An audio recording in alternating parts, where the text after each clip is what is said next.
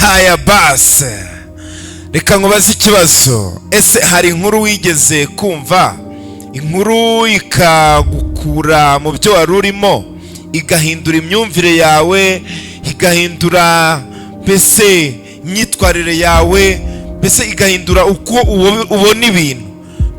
Mu by'ukuri rero hari inkuru ngufitiye, kandi iyo nkuru ni inkuru igiye kugukora ku mutima, ni inkuru irahindura byose kuri wowe. Ni inkuru rero irimo icicikana, ni inkuru yo muri Korea y'Amajyepfo. Ni umugore witwa Chasason. Uyu mugore ngo yashatse gukorera perimi kubera ko ngo uyu mugore yifuzaga kujya atwara imbuto, mbese yazijyana ahantu hatandukanye, mbese kuko ni business yakoraga, ndetse agatwara abana be, abuzukuru, mbese akabajyana kuri zoo cyangwa kuri bya bigo biba bifite inyamaswa abantu bajya kureba. Rero uyu mugore yifuje kujya yitwarira imodoka ubwe atatwawe n'abandi bantu. Uyu mugore rero byarangiye icyifuzo yari afite kibaye nk'ikigeragezo. Hari igihe buriya ujya ukora ibintu ariko isanzure cyangwa universe ikabanza ikakugerageza, kandi isanzure nirijya rikugerageza ntuzajya ugira ikibazo, kuko buri hari ikintu rizaba rishaka gukora kuri wowe, hari ibintu rizaba ririmo ryubaka kuri wowe. Uyu mugore byamugendekeye gute? Uyu mugore byarangiye akoze inshuro nyinshi cyane. Baha ikaze kuri MrJingo. Ni channel yanyu, ni channel y'abanyarwanda, channel y'abantu bose bakunda ibintu byabubaka. Uyu mugore bamwita Chasason wo muri Korea y'Amajyepfo. Mu mwaka w'ibihumbi 2005 nibwo yatangira urugendo rwo kujya gushaka perimi. Hanyuma rero agakora bikarangira atsinzwe. Hanyuma ngo buri munsi ni nkaho yakoraga agatsindwa, birangira bimufashe imyaka 5, ndetse agerageza inshuro 959 atari yatsinda. Abantu batangira kumwibazaho, abantu batangira kumuvuga amagambo, urabizi ko abantu ariko bamera, ariko ntago yigeze acika intege. Ku nshuro ya 960 nibwo yabonye perimi ye, arayibona, ayikozaho ibiganza bye, afite imyaka 69. Muri 2005 yari yatangiye afite imyaka 64. Iyi ni inkuru rero irimo icicikana ku mbuga nkoranyambaga. Ni inkuru iri gutuma abantu bacika ururondogoro, bakibaza bati si umugore yabigenje ate, si umugore ateye ate, ese yaremye mu mabuye, ese ko njyewe ari njye ntabishobora. Mu by'ukuri rero n'igihugu cyose cyaramutangariye, ndetse n'uruganda rwo muri Korea y'Amajyepfo rukora imodoka rwitwa Hyundai rumuha impano y'imodoka. Nyumvira iki kintu, ubundi Imana yigutindije, iyigukereje iragutegera kabisa. Bivango rero uyu mugore ngo yabaye ikimenyetso cyo kwihangana, cyo bita perseverance cyangwa perseverance. Umugore rero yakoze ibintu bikomeye cyane. Izi nshuro ni inshuro nyinshi cyane, inshuro zihambaye, inshuro zikomeye kuzumva. Ngo atsinda rero yabonye amanota 60% ngo, ndetse ngo niyasabwa kugira ngo umuntu abatsinze.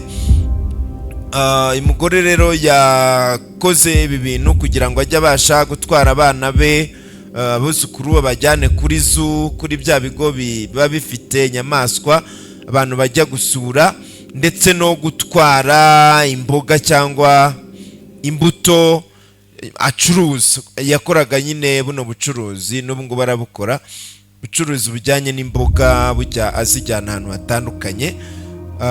Rero ibi bintu byakoze ikintu gikomeye kuri we, ndetse yabaye ikimenyetso cyo kwihangana. Kandi na cya gitabo cyangwa cya kigo cyandika abantu baciye uduhigo, uyu mugore yahise aba umuntu wa mbere uciye agahigo k'abantu bakoreye perimi igihe kinini, bagakora inshuro nyinshi cyane. Rero Guinness de Record cyangwa World Guinness Record yamwanditse muri kiriya gitabo. Nawe ari mu bantu baciye uduhigo bagahiga abandi. Iyi nkuru rero ni inkuru nifuje kukugezaho, ni inkuru iraguhindurira imitekerereze, ni inkuru iratuma utazongera gucika intege, ni inkuru iratuma utazongera kwiheba, kwibaza ese koko ibintu nanjye koko bizarya. Mu by'ukuri rero dukwiriye kumva ko dukwiriye kwihangana, dukwiriye gukomeza umutsi, tugahatana, tukirinda ibicanege, tukirinda abatunyega, tugakomeza gukorera mu mujyi umwe wo kugana aheza, kugana mu iterambere. Rero ngiye kubana bonus indi nkuru y'undi muntu umwe, ni inkuru y'umuntu wo muri Amerika uwo bita Thomas Edison. Ni umugabo nawe wakoze ibintu bijyanye n'amashanyarazi. Hanyuma rero ngo yagerageje gukora itara, iryo tara mu gihe yari arimo arikora birangira ryanze kwaka. Ni rino tara rya ampure, ano matara dukoresha yo bita barbe. Ni ukuvuga ngo rero n'ano matara dukoresha hariho n'umunsi bajya bizihiza n'umugabo Thomas Edison kubera umusanzu yahaye isi.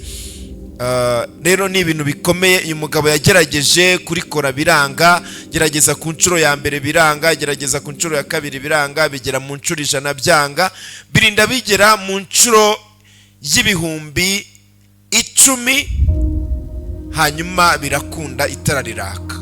Vango rero uyu mugabo nawe n'umugabo wagaragaje ko kugerageza ari ikintu gikomeye cyane, kandi ko iyo ugerageje ugera kuri byinshi. Rero abo ni abantu hamwe n'abandi benshi namwe mwagiye mwumva, ni abantu mu by'ukuri bagiye batera abantu akanyabugabo, bigatuma abantu batiheba, abantu batareka inzozi zabo, kuko buriya inzozi zawe ni ikintu gikomeye cyane. Buriya ngo iyo wanze inzozi zawe ukabivamo, buriya ngo ni nkaho ubupfuye.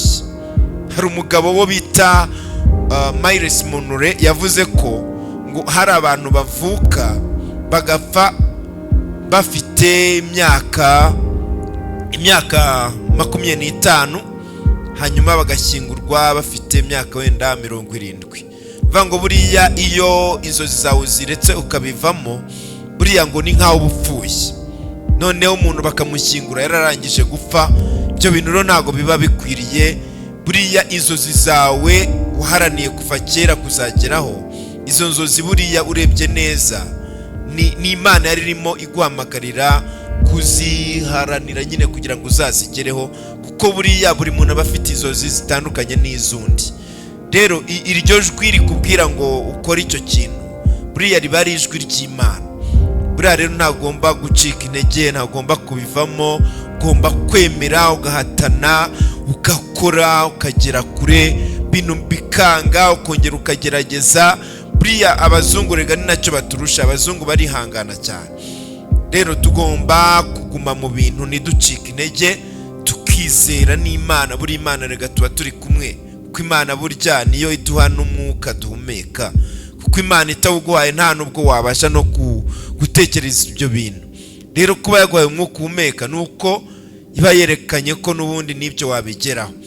Uyu mugabo rero n'uyu mugore, izi nkuru zabo mbabwiye, izi nkuru zibakore ku mutima, kandi izi nkuru zitume mudacika intege, kubera ko nucika intege buriya uzaba urangiye, kandi burya ngo inzozi zawe uzirangije nawe uba urangiye.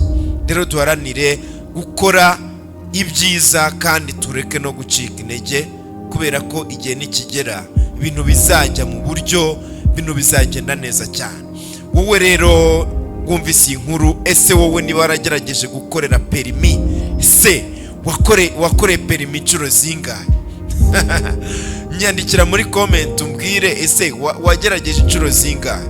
Ese hari undi muntu uzi wakore perimi inshuro nyinshi bikarangira nyuma ayibonye?